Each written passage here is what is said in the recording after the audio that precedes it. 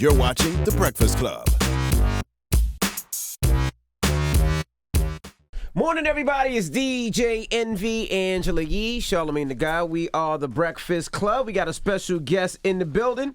It's so hard not to call him Eddie Winslow. I ain't even gonna lie, man. Why? You know his names. Darius McCrary. Hey! Eddie Winslow. Hey! Eddie Winslow Man, Eddie Winslow's my homeboy, man. That's your homeboy? Yeah, man. You've been getting that for years, though, right? Man, and you know what? The day that I stop getting it, it's going to be a problem for me. Yeah. You know, when you've been blessed to come into people's homes for years, and, you know, we come from an era when we had a captive audience where people had to watch us, you know, because there were only a few networks on television, ABC, CBS, NBC, Fox. 100%. You know what I'm saying? So it's a blessing to have been able to grown up with an audience and have them grow up with you. So, you know, Eddie Winslow was my homeboy, although he's went Hollywood on me recently.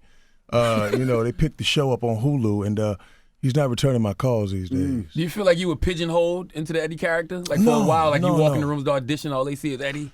No, man, no. Because I was blessed to be able to work during the show, you know. So having played roles like Muhammad Ali, you know, and being in films like Oscar-winning films like Mississippi Burning before Family Matters was even a concept, you know, I had a solid foundation. I mean, 1986. I mean, what were you guys doing in 1986? Yeah, elementary school? Yeah, I was in school, I'm sure. Definitely I was on set shooting a movie with Ivan Reitman. It was directed by Robert Mandel called Big Shots, and it was produced by the original producers of the real Ghostbusters. You know what I'm saying? So I was able to cut my teeth and hone my skills early on. So by the time Family Matters came along, it was just a rocket ship that I was blessed to be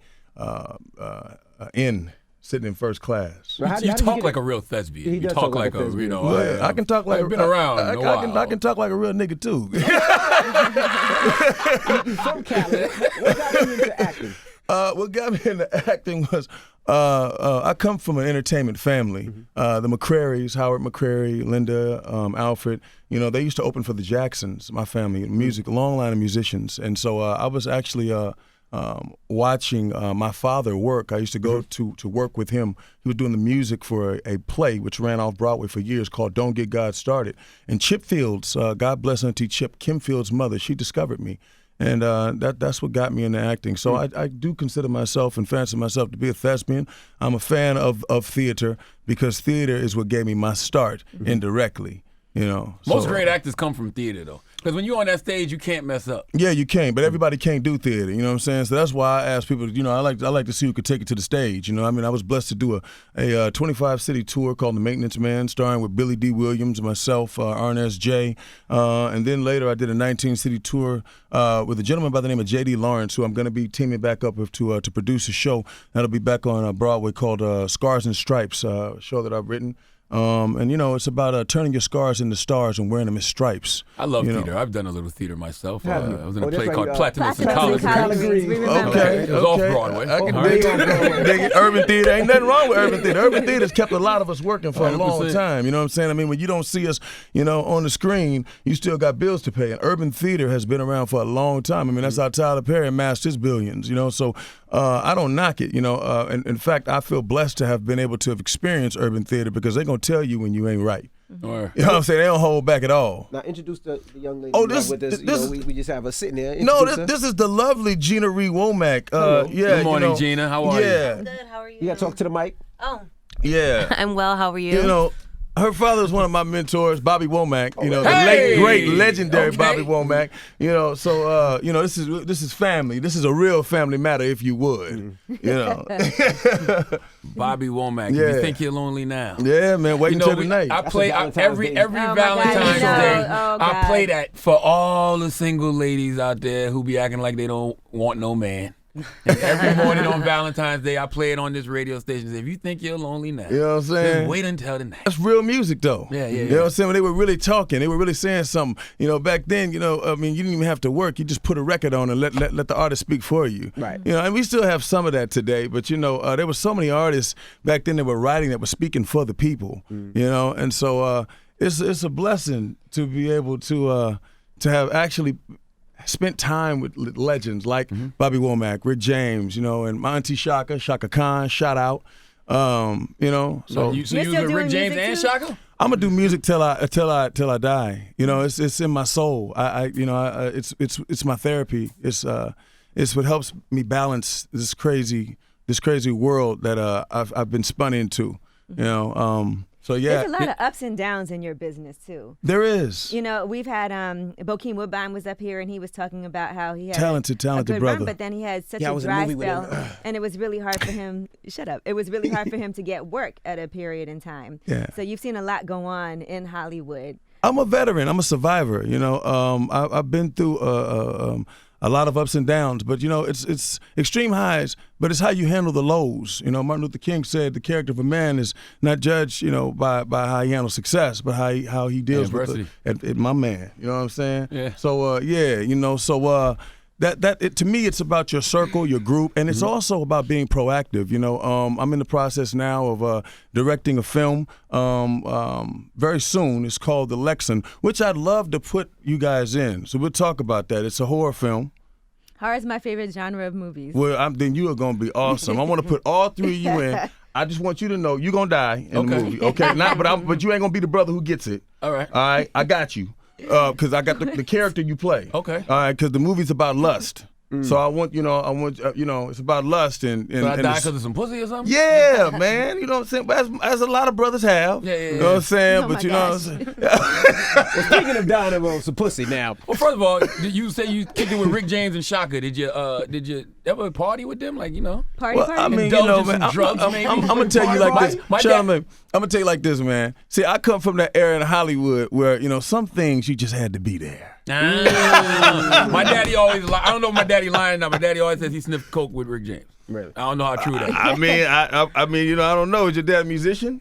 No, he was a party promoter. He used to promote parties. I wouldn't doubt it. You gotta understand, back in the 70s, I mean, they that's what it was. It was sex, drugs, rock and 100%. roll, and people weren't judging people. There wasn't it wasn't any inhibitions. It was no about being Instagram. creative. No Instagram, none of that stuff. I mean, and like I said, I feel blessed. I mean, at 5 years old, I was hanging out with Michael Jackson at 5 years old. I was doing that at Excuse 5 me? years old. No, Excuse me? 5 years old, I was hanging out with Michael Jackson. Did you ever see anything weird? No, I didn't. What I saw, only thing to me that was strange and weird about the life that Michael led was all of the bullshit he had to put up with. Yeah. That's what was weird. Yeah. You know what I'm saying? It's. I mean, you know, it even goes back to. And since we're getting on this subject, I want to address the elephant in the room. Oh, we're about You know, to. Donkey of the day? I don't know what you're talking about. I don't know what you're talking about, but I know what you're saying. You know, before you get to your bromance, because I know y'all over there hugging each other. Oh no, this we good. good. But he's telling some good stuff. I want to hear about Michael Jackson. Good. I'm gonna give it to y'all. Okay. You know what I'm saying? It's all good because one thing that I have learned is to walk in my truth. And so, being that I've had the experiences that I've had, they've enlightened me to a whole nother level when it comes to this industry and this business. You know what to look out for. You know what pitfalls, and when you're dealing with artists who have reached the magnitude, the level of success, such as Shaka Khan or Rick James, Bobby Womack, and they're honest enough with their truth to share things with you in a candid space, if you would. You know what I'm saying? Where you're able to just keep it 1,000 because 100 ain't enough for a real one. You can take what you need and you can write your own story. So I've been blessed to be able to do that. So, Why was you with Michael at 5 years old, though? Well, my father, like I said, my dad opened for the Jacksons. He said that about 15 minutes ago. It's all right. I It's missed the okay. We Jackson gonna part. get there. I did miss Listen, the Jackson I'm my part. mama's slow child too, Charlamagne. Don't worry about it. We gonna be all right. I got you, bro. Now, what Did was you the hear elephant in the room? The elephant in the room. I That call you it the wanted to elephant, address. but y'all call it the what? Y'all call Donkey. it? Donkey of the day. Okay. Did you hear Charlamagne give you donkey today? I heard about it, but you gotta remember understand. why? I trust me. I'm paid to remember things. Okay. Well, in case you forgot, it's because you stated to TMZ that you were sexually abused by a Hollywood I didn't say executive. no. But I didn't. But you said I never said that I was sexually abused. See, that's the problem with media today and with the way things are spun. I never said that. I said that we've all been touched at some point or another inappropriately. that is true. That happened to me when I At was 8. some point. I You know what I'm saying? I don't think I've ever been touched. Well, you might not know it, though. You might not know it. Darius, he had a rumor about 9.5-inch dildos. Envy did. So he definitely was. That was in my grown life, but I wasn't talking. Oh, my bad. You were grown. I forgot. Listen, man. You're right. Listen. You're right. So that's not inappropriate. That's my You grown weren't a life. kid. You were last year. I'm sorry. I don't live my life. That was fake. But go ahead. I don't live my life based on what nobody say about nobody or what nobody say about me. I got a whole lot of jobs, okay? One of them is not to give a damn what nobody thinks about me. You know what I'm saying? My job is to show up on time, handle my business, and continue to be a pillar and a shining light in dark places. And I think I've done that, as far as kicking in doors, opening doors. And people don't know what the hell a lot of celebrities have had to go through and endure to get where they are today, to open up doors for other people to come behind them. You don't know how many. Nat King Cole, one of the greatest musicians, singers that we know, he wasn't even allowed to walk through the front door of venues that he was playing in. He had to come through the back door. And these are things that a lot of us forget about. So, I mean, we all have been touched inappropriately. If somebody is rubbing your shoulders and you might not be thinking about it because you're an entertainer and you're focused on what you have to do, getting on stage, saying these lines, the pressure, your agent, your lawyer, your manager, your mama, your wife, your whatever, you're not thinking about it. You might walk away and say, this motherfucker was rubbing my shoulders. What just happened? What happened? But the way that TMZ approached you with the question, it made it seem like it was sexual abuse and things like that. That's what they do, and I'm not mad at TMZ, you know what I'm saying? I mean, Harvey Levin has made millions of dollars off of other people's anguish and pain, you know what I mean? I'm not mad at it. This is part of it. See, I come from a school, like I said, where, Pat Shipp, shout out to an amazing journalist and editor, of the Inquirer for years. If there was a story, she would call you and she would say, hey, I got this story. What's going on? Mm-hmm. And you'd be able to speak your piece before it was just blasted for capital gain. Mm-hmm. So we have to understand that is a part of the entertainment industry, and much respect to it. It is what it is. The truth of the matter is there was a story that was brewing that I know where the bodies are buried, and I wasn't going to speak completely on it. And I was tired of them lambasting some of my people. And so I spoke on it the best way I could. My point was, and I was not victim shaming in any way. Yeah, you called the victims thirsty. No. What I said is a lot of people, when they're down, because like I just stated, you have to know how to deal with the downs as well as the ups. People can ride the wave of success all day long, but knowing how to ride that wave when it's coming in low determines if you're going to be able to stay on your feet or not. So what I was saying is that there are a lot of people who, when the work is not happening or when they're angry or upset, when the phone stops ringing, they may have time when they're coming off of that high, when they're not on stage, when the applause has come to a silence, they might think of some things later. And my point was, are you doing it because you're thirsty or because you really want justice? I wasn't speaking on Terry Crews or anybody else. I was speaking on a specific issue that somebody had brought up, something that took place almost 30 years later. And my point was, first off, as black people, we don't get to do that in this industry. That's number one. What do you mean? What I mean is I tell my white friends all the time, and growing up as a kid, I just did an interview with a very good friend of mine, shout out to David Faustino. And I was just reminding him that when we grew up, I used to have to tell him all the time, y'all white, y'all can do that. I can't do that, man. So I'm gonna fall back and I'll be the lookout. I got you. So what do you mean you can't look? What do you mean? What do you look out for when they're sexually assaulting people? No. When they were smoking weed, probably using drugs. Smoking weed on the back lot. Got you. Doing things they ain't got no business doing. Basically, you got to be perfect because you're the black person. You kind of exactly just like Colin Kaepernick. I see Kaepernick right now. I mean, let's talk about it. My man. He took a knee for something he believed in, inadvertently standing up, and he was raked over the coals for it, and still is being raked over the coals for it. I mean, probably there was nothing wrong with his stats, nothing wrong with his work ethic, but because he took a stand or took a knee, he was made an example of. And so we have to understand that as African Americans, we have to be 10 times better. We have to be on time. We have to make sure that because if a leader is late, if a leader's on time, he's late. That's what I believe. That's what Malcolm X said. Malcolm X said if you're on time, you're late. If you're early, you're on time. Exactly. So do you feel the media paints a bad picture of you? I feel the media is going to do what it do, but I've survived a whole lot more than what's that title y'all have? Was it Donkey of the Day? Yeah, it didn't scratch my Teflon. You know what I'm saying? So if you could choose your words again, would you still call them thirsty? I like I said, to me, if you wait 30 years later to bring something up when you have the opportunity, to speak on it, I would consider it looking for a way to make yourself relevant. Yeah, you have to respectfully disagree. Go, Yee. Yes. As a I woman. definitely disagree with that because we can't tell people when they want to express themselves. It might take somebody that much time. It could take therapy. We see that people have all kinds of unsolved issues from 30 years ago that they might have never addressed. Right? It could be that maybe they felt like they couldn't get work in their line of business if they came forward because that person was too powerful. I agree. We see what's happening with Harvey Weinstein I right agree. now with allegations from decades ago, Bill Cosby, things that happened decades ago. It could be people spoke and no one believed them. So if it happened, it happened. It doesn't really matter when it happened. If somebody did something wrong, you should still be able to speak on it, even I if agree. it's 100 years later. Gina, agree would with you you. like to chime in as a woman, Gina? I'm not saying. As a woman, I completely 100% agree. Things come in waves in your life. And when you finally find the courage to share and confidence, whether it's 20 or 30 years later, it's valuable still as it was if it happened at the time. Absolutely. I agree, but once again, the two words: courage. It takes courage to survive in this industry. Period. Number one, it takes courage to get up out of bed, every day and show up and do what you do, regardless of whether it's in the entertainment industry. I mean, some people might not feel like going to their tech job. Some people have a fear of speaking publicly. It takes courage. Also, in addition, in confidence is another word. I feel that there are different ways to handle things. Number one, a subpoena from my lawyer is another way that you can handle it. Number two, I feel that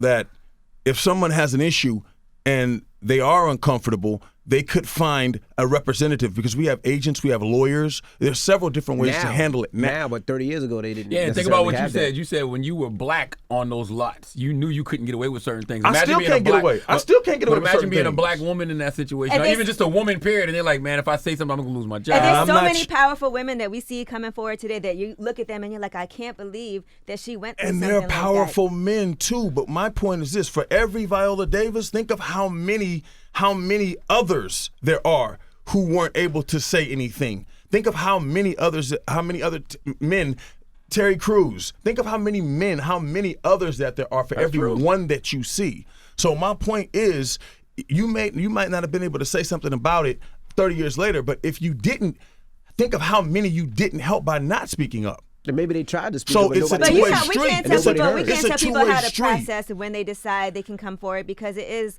a whole, you can't tell people when they have to come. Some people might never come Because forward. That's the issue. But that's what I'm saying. And we would if you love for don't them, speak, but right now I feel like we're giving people more of a space and a voice because we didn't have this voice before. Now there's all kinds of organizations that are supporting you. Absolutely. There's people that felt like their job would have been over if they came out. Trust with it. me. There's people that have been threatened. And I'm Darius, one of them. you haven't revealed anything, or people you know, so you're holding on to some stuff too. I am, and there's some things that I take to my grave. That's the school I'm from. But that's kind of like the same thing. You're saying these girls didn't stand up, and if you know some Exactly. situations, you should be standing up as well. Well, correct? what I do is I feel like there are different ways to stand up. So just because I'm not going to get on the media and blast anybody doesn't mean that I'm not going to do anything about it. I just feel like, I come from a school of, for instance, if you have a misunderstanding with a man, like I have respect for the way that you handled Morris and DeSeuss. No, when they came- Jesus and Mero. Oh, I'm sorry. I was like, Morris Chestnut. The funny guys. Salute to my guys, The Morris funny and guys. DeSeuss. Salute. We got it. Salute. Yeah, I love you guys. Jesus and Mero. Brilliant. Jesus and Mero. Thank you. We understand. Thank you. We Right. understand. Morris Right. and We're DeSeuss. all Going on a forward, vibe they right are now. Morris and DeSeuss. Respect to the way that you handled that. They're though. going to use this on their show, by the way. It's all good. Morris and I love them. DeSeuss. I'm going to visit them next. We'll talk about victim shaming there next. Morris and Morris DeSeuss is funny. and go ahead. DeSeuss. Yeah, but I mean the way that you handled it, respect to that. However, there is a way that you could have handled it as well if you would have chose to deal with it before they got here and stepped outside and talked to them. Or there's a way you could have handled it to where you could have decided to do the show and then step outside and handle it. But You gonna tell Darius how to handle your business? So what I'm saying is No. where I come from there's one or two ways that you deal with it. Being a man, you know, we either gonna talk about it or we gonna get into some gangster So you shit. saying Envy wasn't a man? No. Why are you instigating? Look at you, man. He's saying there's different routes you can go. But this is the whole thing, right? And I look at any man that touches a woman as a coward, especially touching a woman without consent as a coward. Absolutely. You know what I mean? And they need to be dealt with, whether it's right now, whether it's 30 years from now, whether it's 20 years from now. Absolutely. And I'm not mad at that. And my whole situation is, if you do something in the light, I'm gonna check you in the light. I'm not gonna check you behind the scenes. No, I'm gonna check you. I'm gonna check you in the light. And then you can say, okay, I apologize. It's over. And then when you leave, you can do whatever you want to do. That's a coward. Same thing with a man that touches a kid or that's a coward. And that can never be respected. I agree. Whether it's right now or 30 years from now. I agree. If Bill Cosby touched them young ladies, them ladies, he's a fucking coward. I don't want nothing to do with him, because it doesn't matter what he did. Him personally is a coward. I got 3 daughters. I feel a little beige rage. Make sure to put the beige rage. Trust me, got 3 I have daughters. kids too. Right. So I understand that. But my point was, and when I said this, and I hate to. So imagine if your daughter got touched, right? And Oh then 30 man, years, we have a problem. But see, I'm a different different type of cat though, man. And then 15 years down I'm the a line, different type of cat though. What, you a killer? You gonna go kill? No, I'm not a killer, but don't push me. Don't touch my kids. And like I said, I'm paid to remember things. Right. So I'm just saying there are different ways to handle things. So with this whole thing, #MeToo, I respect it. I'm all for it. I'm all for us bringing things to the light. You know, one of the things that I've been blessed to learn is how to live in my truth. But once again, there is tact. And part of the problem that I feel that a lot of African Americans that we suffer from is we've been through so much, we've been beat up so much that a lot of our passion is mistaken for rage or emotion. That's a fact. Mm-hmm. I'm not yelling at you. I'm just passionate about what I feel. Absolutely. And so a lot of us don't make it in corporate America. A lot of us don't make it, you know, in structured situations, because this game is not our game. It's not built for us. This entertainment industry is not ours. We may thrive in it, but this is not our business. It's become our business because we are the business. All these brothers that's dribbling up and down the court, running on the field, they told us straight up and down, you can't have the inmates running the asylum. Those are words that came from an owner. And that's why you don't have a lot of black owners. 0 in the NFL, 1 in the NBA. My man. Yeah, I get what you're saying. Exactly. So once you understand the game that you're playing and you know what the rules are, then you can govern yourself accordingly. And that's what I've learned to do in this industry. And that's why I feel blessed and humbled to have been around now for 35 years, maybe, and ticking. Well, let's change the subject. How was it working with Steve Urkel? Jaleel White, Charlemagne. You know he don't got too heavy in here, man. I'm like, goddamn. No, man, it is what it is, man. Yeah. We keep it in slow motion because you might miss something if you're running too fast. Nah, Jaleel was a good dude, though. I saw him on the plane, and it was hard for me not to say Urkel. Oh, man. Yeah, You know what, though? I'm going to tell you, I honestly, no, Jay will fight you behind them words. Jay's not like me. You don't like being called Urkel? Nah, he don't appreciate that at all. I didn't But know I'm going to that. tell you this, I though. know But I'm that. going to tell you this. He's such a genius. And he was the pilot to that rocket ship that took us to the moon.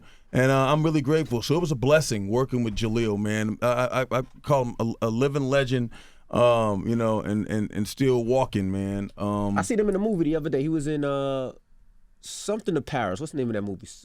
Niggas in Paris? Like 15, 17 to Paris. He was a teacher in that movie. Yeah, man. I was reading that He's Family brilliant. Matters is the second longest running predominantly black series on The Jeffersons television. is the first. Yeah, it is. You know, it's a blessing. And, you know, listen, I've had a chance to stand opposite the great Robert De Niro, the incomparable Whoopi Goldberg. You know, I've done some shit, you know, and I'm looking to do more. You know, I got a project right now I'm working on with the amazing Bentley Kyle Evans, who was the creator of the Martin Lawrence Show and the Jamie Foxx Show, wrote A Thin Line Between Love and Hate. It's a top secret project that y'all gonna be seeing real soon. You're also on Monogamy right now. Monogamy, I produced that and starred in that with Brian White and Karen Ward Ross. It was The beautiful Jill Marie Jones. the beautiful Jill Marie Jones. Kimball. Blue Kimball, that's my homeboy. That's my little brother. Wesley Jonathan. Vanessa Simmons. Vanessa, love you, Vanessa. Yeah, so Monogamy is it's a show that's streaming on Bob Johnson's new network, UMC.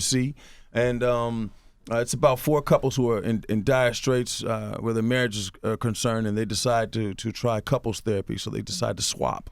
And if you like the swap, but the grass is green on the other side, then you can stay if you choose to. What do you think about marriage? Because you were married to Superhead. Yeah, what about couples Her therapy name for was you? Corinne. Charlemagne. how did y'all get together? The streets know her as, Superhead. It is what it is. And if you ask her who the real Superhead is, she'll tell you. It's me. Oh my Hey! I'm a backcracker. You know Callie don't eat pussy, you know that, right? So that's good to hear a man to come on the show and admit to eating pussy. Just saying, you know what I'm saying? You gotta, if you try, if you're trying to get in, you gotta know how to be a deep sea diver. Ain't nothing wrong with eating pussy. If you're looking for the pearl. All right, I eat a little ass too. You eat a little ass every now and then. Hey, I'm just saying. Hey! If I'm in, I'm all the way in. That's why I'm such a great actor, because I know how to commit. How did you meet Corinne? How did y'all meet? How did you start dating? At a barbershop. She was at a barbershop? Well, no, the first time we actually met, we were at a barbershop and we became friends. And What was she at a I was in a barbershop doing? recording. She was getting her son's her haircut. son's hair, okay, Her all son, she was getting a shape up. I was like, what is she No, doing? well, she did wear short hair at one point. So she did used to get, but she was getting her son's haircut, and I connected with her son.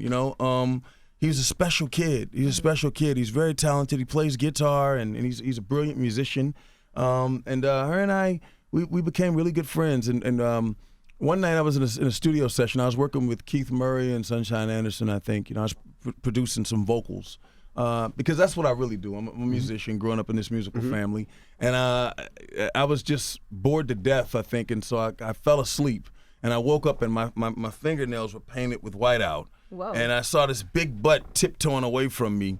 And so I was like, you got one coming. And so I guess to pay her back, I married her. Were you really in love with her? Like, yeah, it was. We were in love with each other. We were crazy in love at the time, and it was a very passionate moment in both of our lives. I wrote some great music. We had some great experiences. I know her for who she is, not for who everybody knows her to be or believes her to be. The funny thing about this industry is we are paid a lot of times to take on a persona. And sometimes that persona can catch up with you, i.e. Tupac, Biggie. We've seen it happen. And she's one of these people who I believe this whole folklore was created, and she ran with it. But she really is a brilliant writer. She's a New York Times best-selling author a few times over.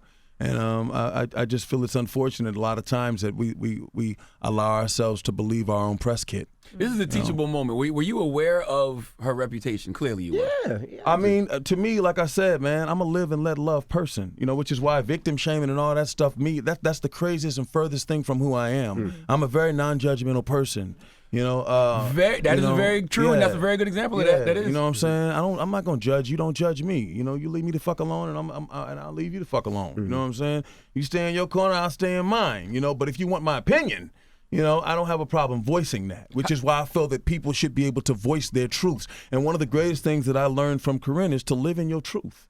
That was her truth. A lot of it later on we found out was fabricated. She admitted to it. You want to sell a book. Publisher's going to tell you what to do. You're going to do that. Just like a lot of these artists are singing records that they don't write. But so she wasn't with a lot of the guys she said she was with. No, I don't think that's what it was. But I it think had to hurt because she said you was beating her son at one time, and I mean that was your wife. Well, I never beat her son. In all honesty, Corinne was very abusive to her son, to me. That's verbally or physically? Both. I mean, really? that's why the marriage didn't last. Unfortunately. And there are a lot of abused men. And even when I made that statement to TMZ, I was speaking from the perspective of men in this industry. It wasn't that I was negating what women go through, but I was speaking as a man, because in this society, it's unfortunate that people don't pay attention to what fathers go through. It's just like, oh, that's just dad. He's supposed to give up his shit and sacrifice his life so that we can have everything that we want. Oh, that's just dad. Take his last dollar. Oh, that's just dad, or that's just my husband. Or that's what we're taught to do as men. And men don't cry, right? We don't cry. Right? We're not supposed to. Right? Exactly. So, I was speaking from the perspective of a man, and in today's world, it's unfortunate that, a lot of men, our power has been taken from us. You're looked at as a bully or an abuser if you speak up. Back in the day, if a man had a problem, like you said, we would confront in the light, right? But now you're angry. Now you need anger management, and so, You know, if But now people are suing. Now people are suing, all of that. You know, I think about that with the kids too. When they say you physically abuse a child, like nowadays, regular beatings that we used to get, man, please. they call that physical abuse. And the truth of the matter is our parents did that to us because they knew that the police were going to do 10 to 100 times worse than anything that they could ever inflict on us at home. And we wasn't calling them people on our parents. But you did because think we knew Corinne it was out was of too love. physically abusive to her son. Oh, absolutely, because it's a difference between discipline and trying to break a man's spirit. And so, you know, a lot of women who are caught up in the world of adult entertainment, I've experienced it because I have, you know, dated a few, I like to call them erotic technicians. That's your thing, huh? Well, you know, that's not my thing. You know, I mean, I'm just not a judgmental cat. Like I said, I don't judge somebody's been through. You don't know what nobody's been through But you're drawn to a certain type of woman. Well, from what my experience is, those women are usually extremely strong and resilient. Those women are the women who are out there, and I'm not talking about just some turn up or some thought. I'm talking about a girl who was in college, a girl who had aspirations and dreams, who had the rug pulled from under her, and so she might find herself dancing in a club a few nights a week. You know, and a lot of times, I'm not gonna lie, in the past I've worn a cape, you know, and I've tried to be there to try and maybe offer some light at the end of a tunnel. You can't save these hoes. That's Jesus' job.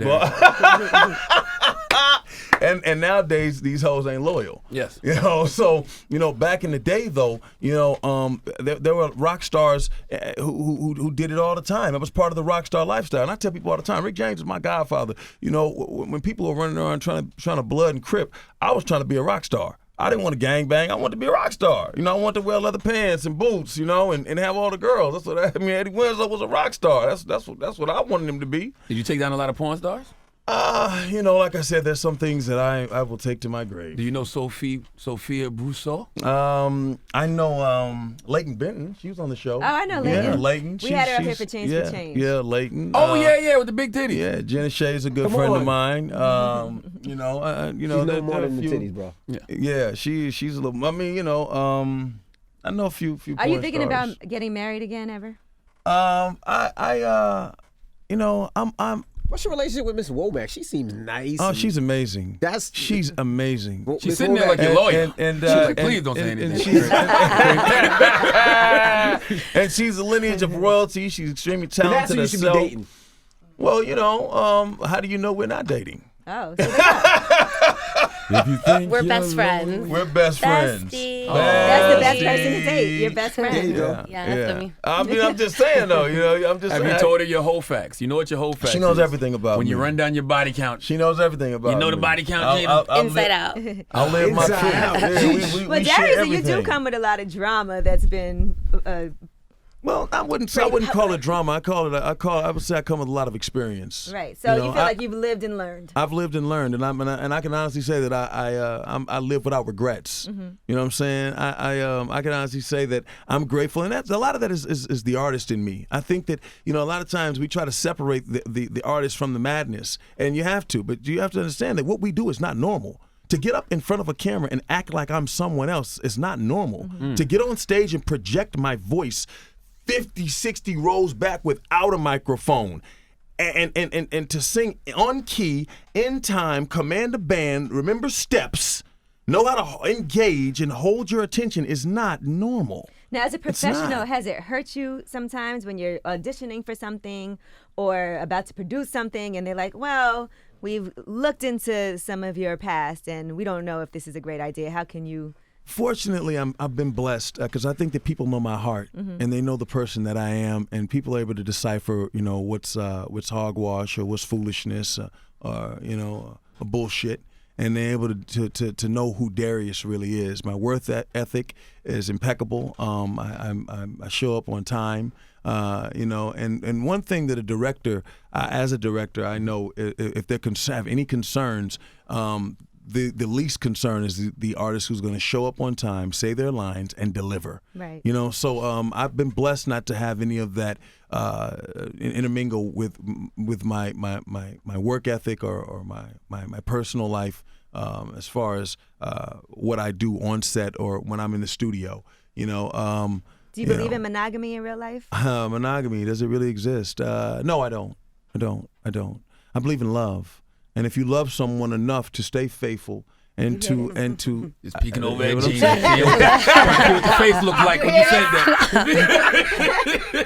Let her finish. Just trying to see what the face looked like. If you love someone enough to be true, the love is what will carry you through, not a title, not a word.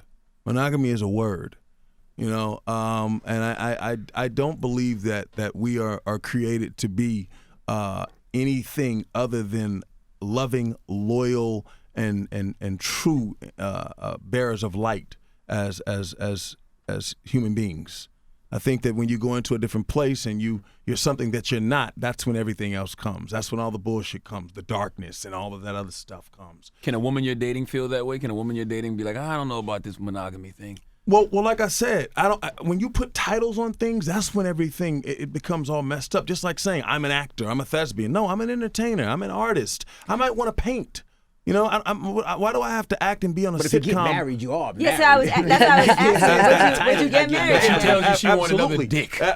No, see, there you Charlamagne. go, Charlamagne. You say you don't want a title. That's I another see way to what say this it. is. I see what this is. I see the triangle, right? I figured it out. But if it's The no voice title, of reason. the solid, hold it down, the beige rage, and the agitator. there's just no other way to say it. You say it's not a title, so if she's not in the monogamy, that means she wants other penises. You have to It's understand, just interesting you feel that way, but you would get married because that's putting a title on it. That for is real. putting a I title don't think on that it. I'd ever get married again. Not say concerning the standards of what America considers marriage. What's your favorite line? Oh, here you go. Her Be leg is real. shaking, her leg I shaking. am being real. I don't the think favorite that line, Darius? I will try again until I get it right. You did deliver this line. You can deliver these lines. Deliver Right. these lines now. Oh no, I deliver. Gina, that's what he keep telling you? I do. I deliver. No, that's what I believe. Hey, Okay. hold on here. I see what this is. Is that what he says, Gina? I mean, yes, he does stand by that, but I agree. We do put meaning behind words. And so, in light of that, you know, we can really shape any word to be what it is. Monogamy, married, whatever it is. It's really the connection between the two people. But yes, I have heard many, many times he's going to get married until he figures it out. Y'all got a hopeless connection? Gina, romantic. don't find yourself on Valentine's Day listening to your daddy's song. Please. It's too early for this shit. Well, we appreciate you guys for joining us, and hopefully next time we'll see you guys married. Oh. Wow. He just threw y'all down the aisle. Okay, He just threw y'all down the aisle. But we don't know that she wants to get married. Do you want to get married, Gina? I mean, I'm at a place in my life where anything is possible. As you guys know, my dad passed away in 2014. So at that time, there was a sense of, oh, I want to get married, have kids before my mom's not here. But now I'm just so content with being free and single and really exploring who I am. So anything's possible. I just don't want to be tied down and miserable, which seems to be a pattern in a lot of my generation's marriages. True You indeed. got a few good ones, but And that's what has been associated with monogamy, especially as of late. And as artists, I think that if you don't have someone that supports you, as we like to say, your biggest cheerleader, you know, Spotter. your spotter, you know, that's what we like to say. Everybody needs a spotter. You can't go into the gym and think that you're gonna go throw up 4 or 5 without a spotter. And this life can be heavy at times. So I don't want anybody that's gonna make things heavier, you know. So. We'll see what life holds, but I do know that I'm grateful for all the blessings that God has given me, my circle, my family, you know, and we're family. So we don't need a title to be family, you know. Right. So, but y'all check out Scars and Stripes. It's really great. El DeBarge is on this album. Chico DeBarge. Slash is on this album. Paul Jackson Jr. is on this album. You know, the live show is gonna be crazy. Oh, you're here promoting the album. I'm promoting everything. Oh, I got a movie coming out called Fanatic that I just shot that's in the can. You know, Monogamy's out now. Monogamy's out now. All of that. And I'm not a victim shamer, Charlamagne, my dear brother. I'm glad you cleared that up. Thank you. I appreciate it. Yeah, Well, thank you for joining us. Thank you for having me. Thank you, Miss Gina. And Thank if we you. seek the Sus and Morals. Jesus and Mero. Jesus and Morals. Hey, Jesus and Mero gonna bring that smoke for you now. They're my homeboys. I'm a You know fan. their name. I love the show. It's hilarious. Jesus you know? and Mero. Jesus and Mero. Yeah. Meros and Jesus. The Herald and Jesus. Jesus and Mero, bring that smoke. The Darius McCrary, bring that smoke. Jesus and Prairie, Mero. by the way. It's McCrary, not McCrary. McCrary, I'm sorry. Hey, I'm gonna tell you, you know you've made it when they spell your name wrong. Thank you. Darius McCrary, Miss Gina Womack, thank y'all. It's the Breakfast Club. Good morning.